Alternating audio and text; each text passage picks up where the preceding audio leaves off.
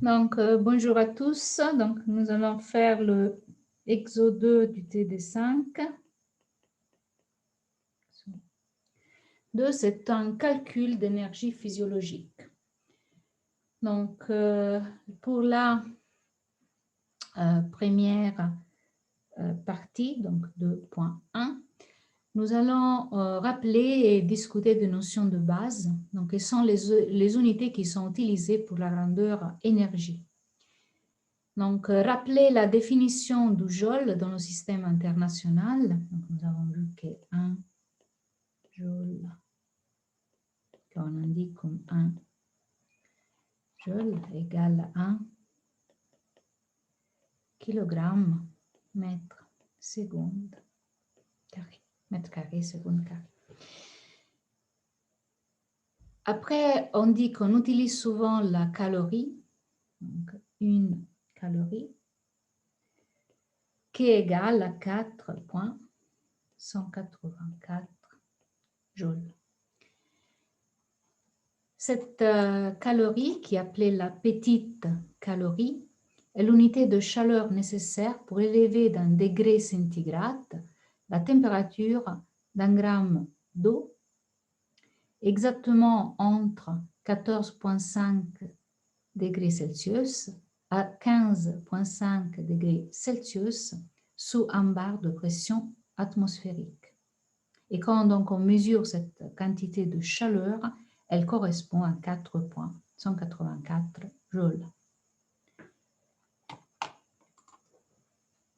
Cette calorie ne doit pas être confondue avec la grande calorie, qui normalement est indiquée comme 1 cal avec un C majuscule, ou aussi avec un kilocalorie.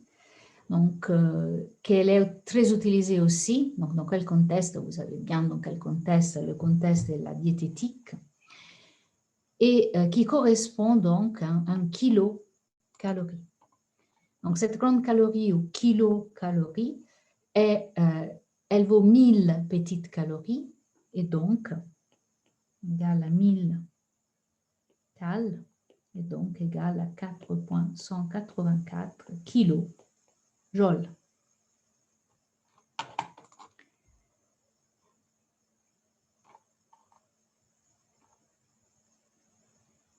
D'autres unités de l'énergie existent encore et sont d'usage courant, donc discutez de quelques exemples que vous pourrez connaître et donner une raison à l'existence d'une telle diversité d'unités d'usage pour l'énergie.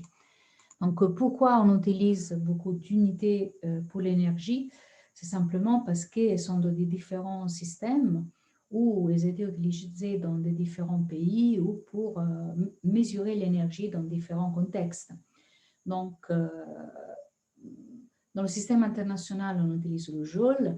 Mais par exemple, si on va dans un système différent du système international qui est le CGS, dont les unités de base sont le centimètre, le gramme et le seconde, ce qu'on va utiliser, c'est plutôt un erg. Donc, un erg, c'est plutôt un gramme, centimètre carré, seconde carré, et un erg égale à 10 à la moins 7 joules. On utilise aussi, vous avez entendu plusieurs fois, on utilise pour l'énergie l'électronvolt. Donc, pourquoi l'électronvolt? Parce que c'est l'énergie cinétique qui est gagnée par un électron accéléré par une différence de potentiel d'un volt, et est utilisée principalement quand on parle d'électricité. Donc, et correspond, un électronvolt correspond à l'ordre de grandeur de l'énergie d'un électron au sein d'un atome. Donc, un électronvolt correspond à 1,6, 10 à la moins 19 joules. Après, vous avez d'autres unités d'énergie qui sont utilisées dans d'autres pays. Par exemple, il y a la British Thermal Unit, la BTU. Et la BTU égale à 1055 joules. Elle est définie comme la quantité de chaleur nécessaire pour élever d'un degré Fahrenheit une livre anglaise d'eau dans une atmosphère d'un bar. Vous avez entendu aussi de kilowattheure, donc c'est l'énergie consommée par un appareil de 1000 watts pendant une durée d'1 heure. Et est utilisée surtout, cette unité qui est utilisée surtout dans les industries électriques. Donc, 1 kilowattheure correspond à 3,6 10 à la 6 joules. Après, vous pouvez avoir d'autres énergies qui sont liées à des explosions, par exemple d'explosives. Donc, l'explosion d'une tonne d'explosives libère une certaine énergie et l'énergie libérée lors de l'explosion d'une tonne d'explosives est appelée TNT. Donc, un TNT, une tonne, normalement on dit une tonne de TNT égale à 4,84 10 à la 9 joules. Et c'est une unité qui est réservée surtout au monde militaire, en effet, pour l'explosion.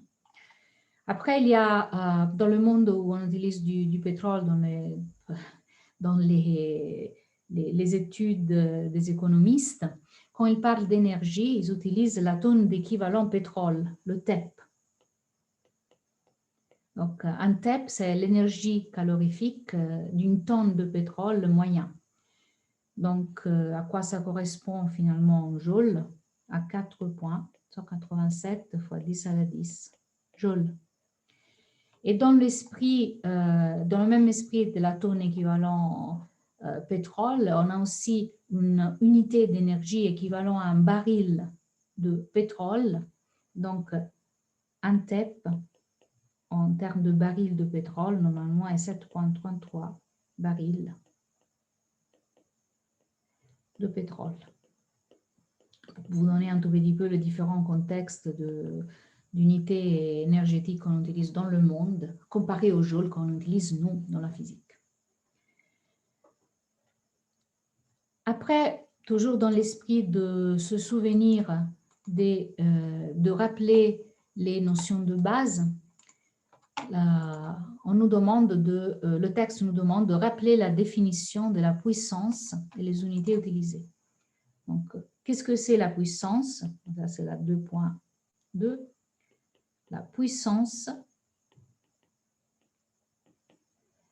est l'énergie divisée par le temps. Donc, on peut aussi l'écrire à delta P égale delta E sur delta T. Donc, les unités de la puissance, vous n'avez que ces dimensions.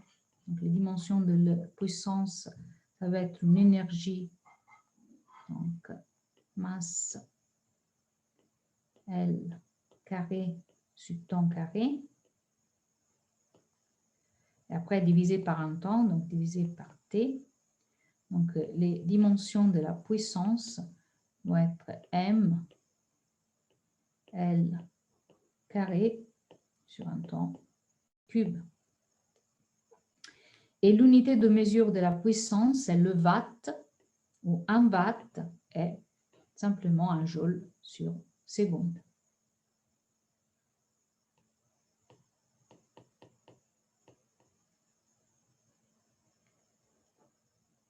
Maintenant, passons à la deuxième partie de l'exercice, une fois que nous avons revu un tout petit peu cette notion de base. 2.2, énergie, puissance et cyclisme. Alors, lors de la 10e étape du Tour de France 2011, André Greipel a remporté le sprint final en développant pendant les 21 dernières secondes, donc dans le temps delta T égale 21 secondes, un pic de puissance, donc P égale à 1680 watts, donc on a vu que la puissance est exprimée en watts, et une vitesse V de pointe de 73 km à l'heure. De nombreuses mesures ont permis de montrer que l'effort déployé par les cyclistes sert essentiellement à s'opposer à la résistance de l'air et que moins de 10% de la puissance développée sert à s'opposer à la friction des roulements dans les moyens des roues et les pneus sur la route. Donc, on va dire friction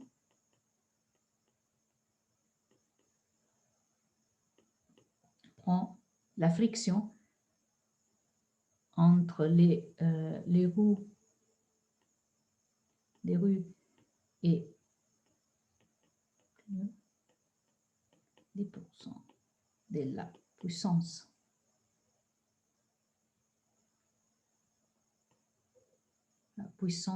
de la friction. Donc, avec les données ci-dessus, on se propose d'estimer la vitesse qui peut être atteinte pendant un sprint. Donc, on voit quelle est la résistance de l'air, donc la vitesse qui correspond au delta T de 21 secondes. On va dire delta S de sprint et on va calculer la vitesse de sprint. Donc, la force de la résistance de l'air, la résistance de l'air sur le cycliste peut être écrite comme 1 demi rho A CX B carré. Donc, quand le cycliste est en train de bouger, l'air résiste à son mouvement. Nous pouvons écrire cette résistance. Donc, si vous avez un cycliste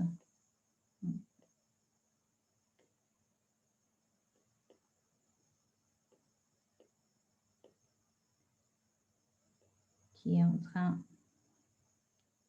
d'avoir une force, d'exercer une force pour bouger, disons, dans la direction positive de l'axe des X, vous aurez une force de résistance de l'air, R, dans la direction opposée.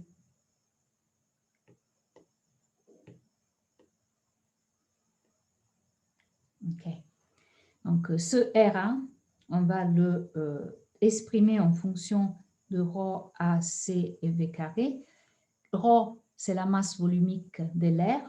Donc, c'est ρ égale 1,3 kg sur mètre cube.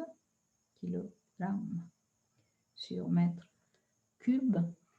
A est l'air de contact que le cycliste présente à la masse d'air qu'il traverse, et Cx est un coefficient numérique qui dépend de la forme de l'air qu'il présente, de la forme qu'il présente à l'air, et V c'est la vitesse du cycliste.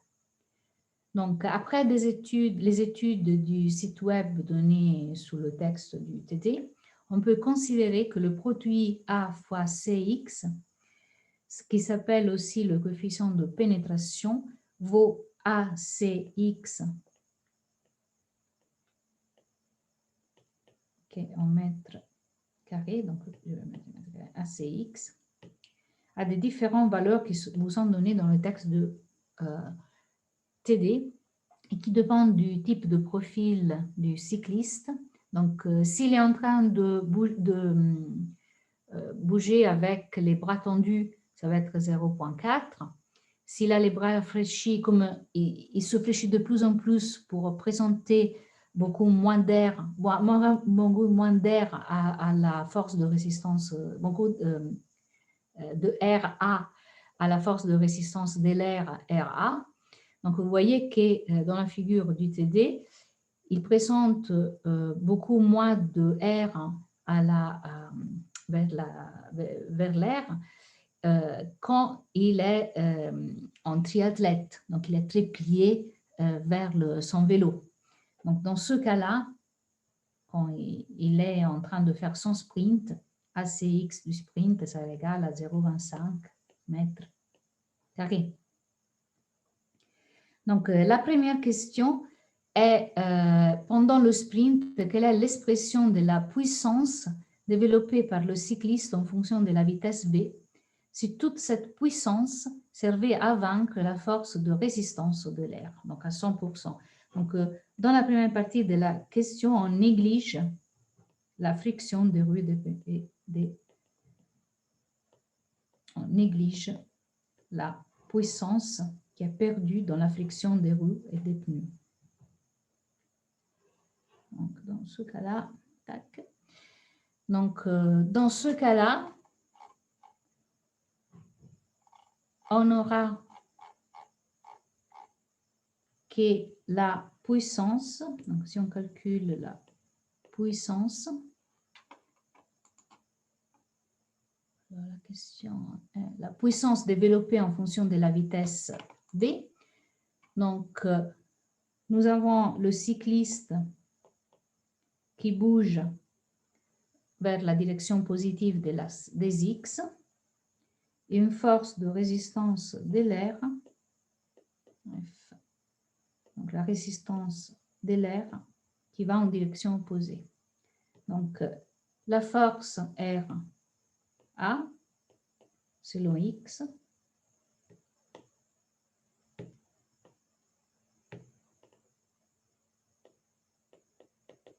RA égale à 1 demi rho A CX V carré. Le moins, c'est parce que le cycliste bouge vers la direction des X. Donc, la V cycliste va vers la direction des X et la force de résistance de l'air est dans la direction opposée à la direction du mouvement du cycliste. Donc, la force du cycliste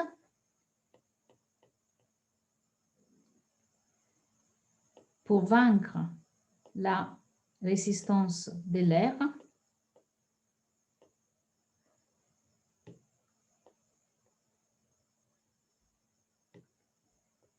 doit être au moins plus grand ou égal à moins RA pour bouger, sinon il ne bouge pas.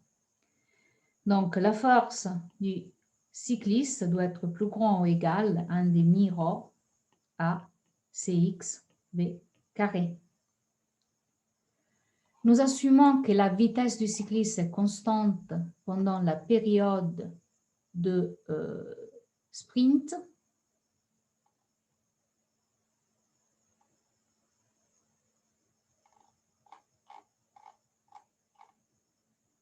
Et donc, l'énergie, donc nous voulons calculer la puissance qui est égale à l'énergie divisée par le temps. Et donc, l'énergie qui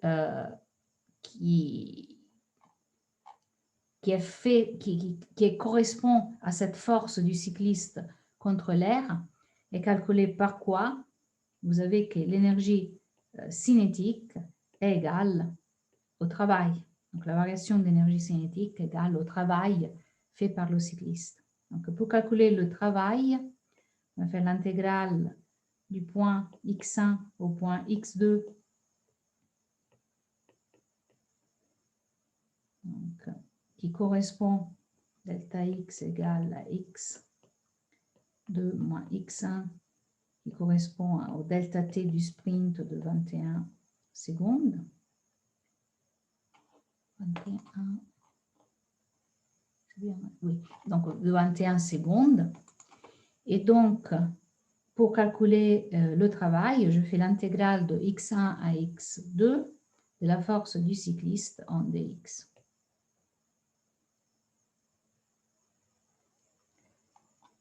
Donc, ce travail est égal à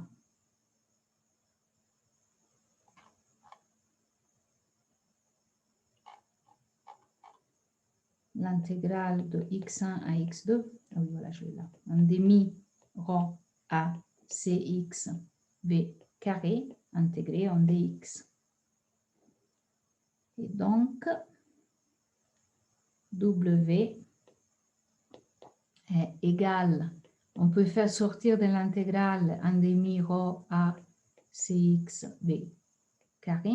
On considère que la vitesse du sprint est constante entre x1 et x2 parce que ça va très vite en 21 secondes. Et donc, j'aurai que le travail est simplement rho A Cx V carré x2 moins x1. Donc, un demi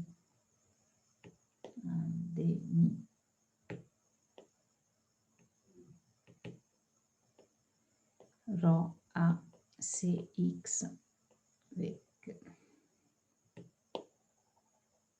Donc, un demi rho A Cx V carré delta X.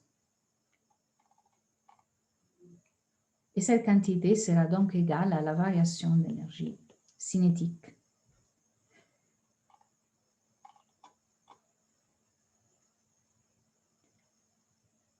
Donc, pour calculer la puissance pendant le sprint, la puissance sera delta E, la variation d'énergie dans le temps delta T. Donc, j'aurai que ça va être un delta E de C, parce que nous avons que l'énergie cinétique, donc c'est 21 secondes, parce que nous sommes en train de négliger l'énergie qui est perdue par la friction, et donc égale à 1,5 rho A Cx V carré delta X sur delta T. Mais finalement, qu'est-ce que c'est delta X sur delta T? Delta X sur delta T est aussi égal à la vitesse, par définition. Donc, je peux réécrire la puissance P est égale à 1,5 rho A Cx V carré fois V. Et donc, j'aurai 1,5 rho A Cx V cube. Donc, la puissance en fonction de la vitesse peut être écrite comme P égale 1,5 rho A Cx V cube. Pendant le sprint, je sais que delta T égale à 21 secondes. Donc, pour la deuxième question, on déduire la vitesse maximale théorique d'André Greipel durant son sprint. Je substitue dans cette expression les valeurs numériques. Donc, je sais que la puissance pendant le sprint est égale à 1680 watts, égale à 1,5 rho A Cx V cube. Donc là, je peux déduire V cube à partir de cette expression, où V cube est égal à 1680 watts fois 2 divisé par rho A Cx. Et donc, 1680 watts, 2 fois, bon, 2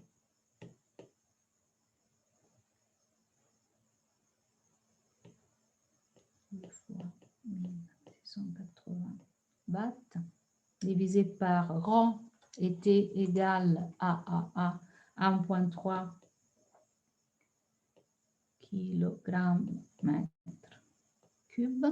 Nous avons vu que quand le cycliste, pendant son sprint, il va utiliser un type de profil contre la montre au triathlète, donc A fois Cx va être égal à 0,25. Si vous faites le calcul, V cube, ça sera donc égal à 8,5 mètres secondes cube. Si je prends maintenant la vitesse, ça sera cette valeur, seconde cube. Vous prenez la racine 3, donc divisé à 1 tiers. Et donc, vous avez 21,8 mètres secondes.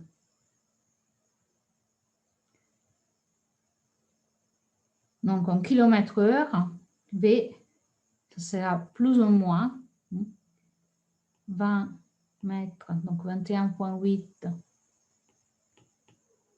fois 10 à la moins 3 pour avoir les kilomètres, fois 3600 pour avoir km/h. Donc, si vous faites ce calcul, donc moi j'avais le 20 et pas le 21,8, 3,8 fois 3600, vous avez 78,4 km à l'heure. Donc, par rapport à ce qu'on avait dans le texte, qui était donc une vitesse de pointe de 73 km/h, qui est la vitesse mesurée, donc observée par le cycliste, vous voyez qu'il y a une différence. Donc, pourquoi la vitesse théorique est plus élevée de la vitesse mesurée? C'est parce qu'il y a la friction du roulement dans les moyeux des roues et des pneus sous la route qui font diminuer la vitesse mesurée par rapport à celle théorique. Donc, ce 10% qu'on a négligé, ce 10% de la perte de puissance qui est due à la friction et qu'on a négligé, fait diminuer la vitesse effective, la vitesse mesurée par rapport à la vitesse théorique, on s'entendait. Maintenant, dernière question. En supposant une puissance moyenne du cycliste de 1356 watts, estimez la quantité d'énergie transformée par un coureur du Tour de France dans une étape de 6 heures. Convertissez cette quantité d'énergie en kilocalories et comparez cette quantité d'énergie à l'énergie dissipée par jour par un adulte en activité quasi nulle qui est de l'ordre de 1500 kilocalories. Donc, on va voir combien le cycliste consomme pendant une étape de 6 heures. Donc, notre delta T dans ce cas-là, c'est égal à 6 heures. Donc là, c'est le 2,2,2. Vous savez qu'une kilocalorie est égale à 4,184 kilojoules. Et donc, l'énergie consommée par le cycliste, en sachant que la puissance est égale à l'énergie divisée par le temps, donc delta E sous delta T, l'énergie delta E cinétique du cycliste est égale à P delta T, donc égale à 1356 watts fois 6 heures. Donc, vous avez que l'énergie consommée par le cycliste est égale à 1356 fois 6 fois 3600 pour avoir les secondes, et est égal à 3,10 à la 7 joules. Après, vous savez qu'une kilocalorie est égale à 4,184 fois 10 à la 3 joules. Je vais l'écrire en termes 4,4 fois 10 à la 3 joules. Donc, mon delta SC du cycliste sera égal à 3 divisé 4,184 fois 10 à la 4 kilocalories. Faites le calcul, ça fait plus ou moins 7000 kilocalories. Donc, plus ou moins 7000 kilocalories.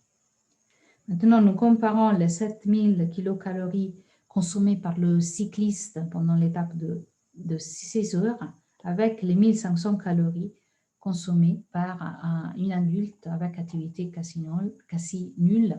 Et donc, vous voyez que les calories dépensées par le cycliste sont de 4 à 4,5 fois plus que les calories dépensées par l'adulte pendant une journée normale avec une activité quasi nulle. Voilà. Donc, on a fini le exo 2 du TD 5.